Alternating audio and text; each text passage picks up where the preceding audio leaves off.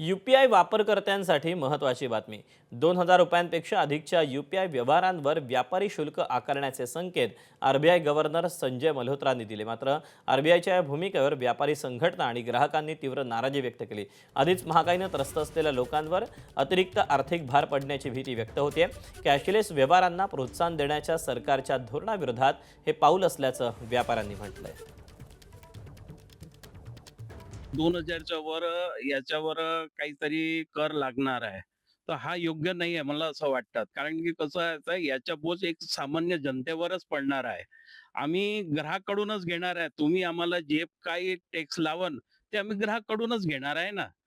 तर शेवटी कसं आहे एक आम माणूस है त्याच्यावरच हा बोज पडणार आहे. तो हर व्यापारी के ऊपर जाती है।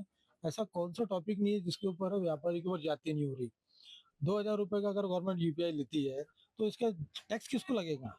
जो पैसे ले रहा है उसको लगेगा या पैसे हमको ट्रांसफर कर रहा है उसके ऊपर लगेगा? अगर मेरे ऊपर भी लगा तो मेरा नुकसान है, कस्टमर को अगर कस्टमर का नुकसान है। फायदा तो उसमें गवर्नमेंट का ही हो रहा है।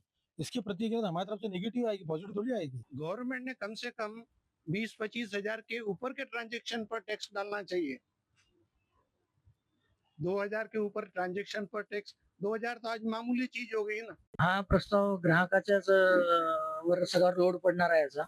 2,000चं गिरायकाला एक्स्ट्राचे पैसे देणं परवडणारे नाही आहे. आणि प्रत्येक गिरायकाला सोबत आता गव्हर्नमेंटने सवय लावली आहे की ऑनलाईन पेमेंट करायची. आता प्रत्येक गिरायक पैसे सोबतही ठेवत नाही. प्रत्येक पुन्हा परत ती सवय लावणं हे गिरायकाला जड जाणार आहे. आणि मोठ्या गिरायकाला तेवढे पैसे लागले काही फरक पडणार नाही आहे सध्या. पण छोट्या मोठ्या गिरायकाला त्याचा भरपूर फरक पडणार आहे.